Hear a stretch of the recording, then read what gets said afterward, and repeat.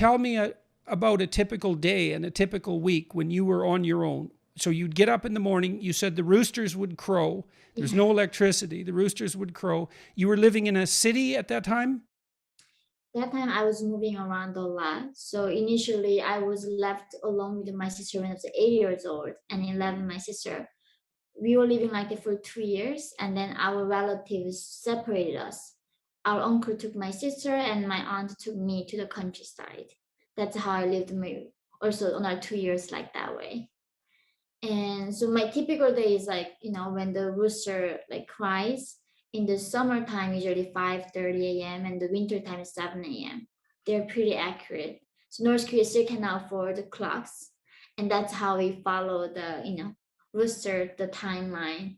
We get up and we go to the mountains and do the daily work. We go, and the regime also assigned the children to raise rabbits at home, and then we skin them and give the skin to the regime so they can make the soldiers coats with it.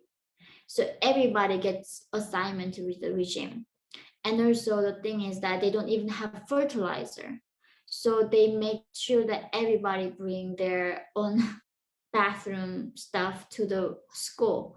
So tons of them. So even when you're a child, you get tons of assignments from the regime. Every single one of them associate to something and get your assignment and get it done Yes, well, collectively. you said that as a school child, all of you and all of uh, um, your friends, your peers, as well as the adults, were set out all the time to collect dog waste and human waste, and Mhm. that was actually stolen from toilets because it was valuable. It had to be handed over to the state because Mhm. that was the only source of fertilizer.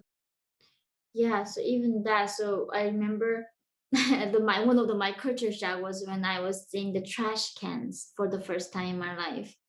Because there was no trash can in North Korea. We literally had nothing to throw away.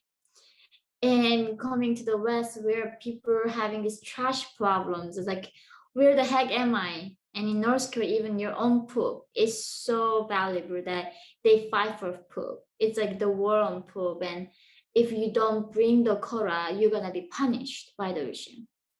So the kids is rather when they in school, they don't study, they send out us to hunting for poops and everywhere and gather them, bring it to school afterwards. Right. Well, that was one of the most striking parts of the book. I've read a fair bit about poverty stricken existence under totalitarian regimes, but that was the first time I'd encountered that particular wrinkle, let's say.